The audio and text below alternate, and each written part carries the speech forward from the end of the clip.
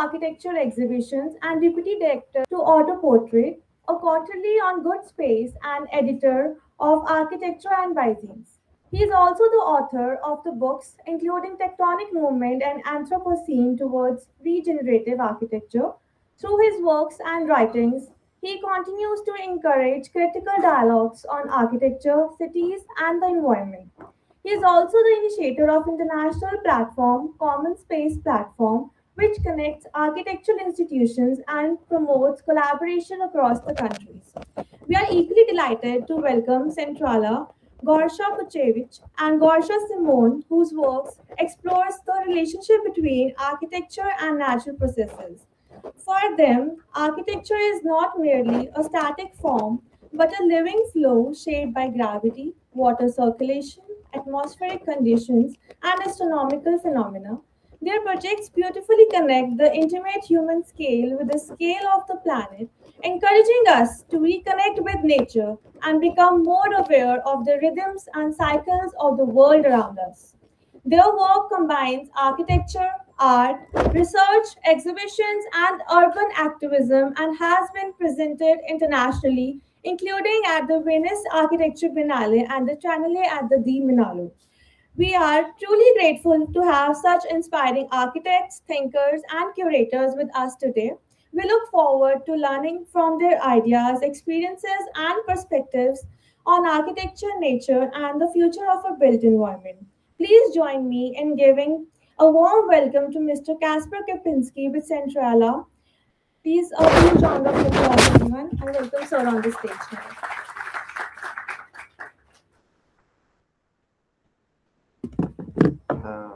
Thank you, and I'm really honored to be able to give a speech in this school in this very particular place for the story of Maciej Nowicki and for his wife Stanisława Nowicka.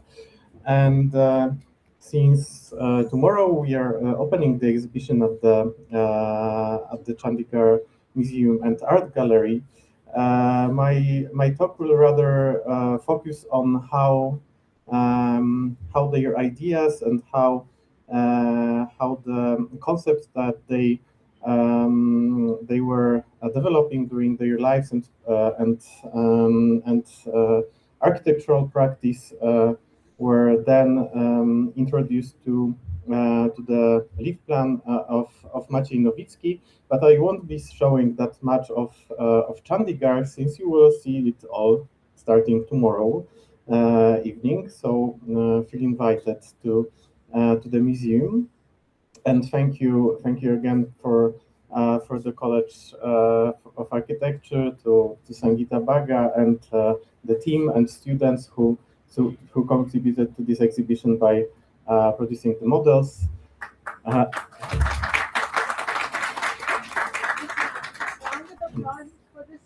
Yes. Yes, thank you. Very nice job. And it's also worth to mention that we are now in the process of preparation of the book preparation. That Sangeeta Baga also contributed a chapter on Chandigarh, and it should be out in late 2026. So the book covering the whole story should be there soon. And I just wanted to start with some pictures of the exhibition that we already have, because we started at the United Nations headquarters in New York, then we traveled to Raleigh, North Carolina, then we had the edition in Warsaw, Poland, and now we have the one at the Museum of Architecture in Wrocław. And this is important because it also reflects the way how Nowickis were living their lives as citizens of the world. These are the places that they were either living, designing in, or they spent some times in. To give you some biographical background, they were both born in the different part of back then Russian Empire that collapsed, and then since 1919 it was independent Poland. And Maciej, born in Siberia, moved with his family just after his birth to Krakow, southern Poland, and Stanisława, born in near Warsaw in Półtusk, where her family lived. And they were very well connected people from the very beginning. Maciej Fathers was the first Polish consul in Chicago, so Maciej also get to know the art collections in Chicago. There he also developed his interest in arts and drawing. He also knew English. Then Stanisława was practicing at the Le Corbusier Atelier in Paris and working on Le Temps Nouveau pavilion. So they and Le Corbusier know each other very well from already Paris, and then work at the UN with Maciej. And this is very important because we here in Chandigarh we focus at the exhibition on Maciej and his leaf plan and typologies that he designed for the city. But these two were the couple not only in life but also in at work. They developed one signature. They were signing all the graphic works on the beginning together, and since Maciej died in the plane crash in 1950, she outlived him by 58 years. So she was older than 100 years when she died. So her career was longer than his life. This is very also important because she also became the first female professor of the architecture in the United States. So these two biographies shows not only the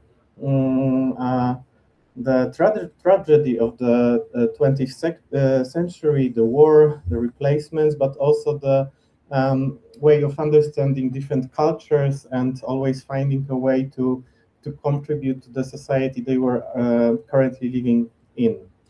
And they first commissions, their first works was not architecture itself. Also, Maciej started studying arts in Krakow at the Fine Arts Academy, and they met with Stanisława when he moved to Warsaw to study architecture.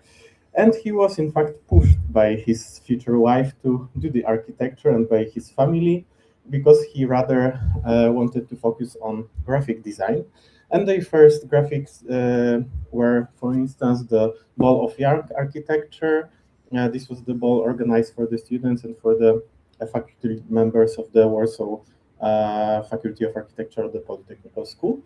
And through these commissions, graphic commissions, they were earning money for many travels they had back then, both for like exploring the Europe, but also to learn about architecture. And what is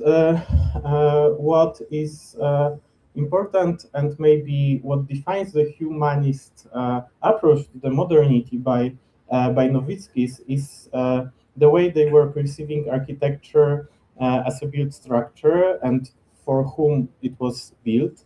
So Maciej was sure that it should be built for both time spans or for both human beings. So the one was that never changed, and this refers to the human body, the dimensions, the cycle of day and night, and let's say physical part of our existence. But then there is also a human that changes constantly. The way we work, the way we live, the way we perceive the world and the built space. And the good architecture should respond to both of them. That's why he didn't really follow the rule of form follow functions. He rather thought of the function as a thing that regularly changed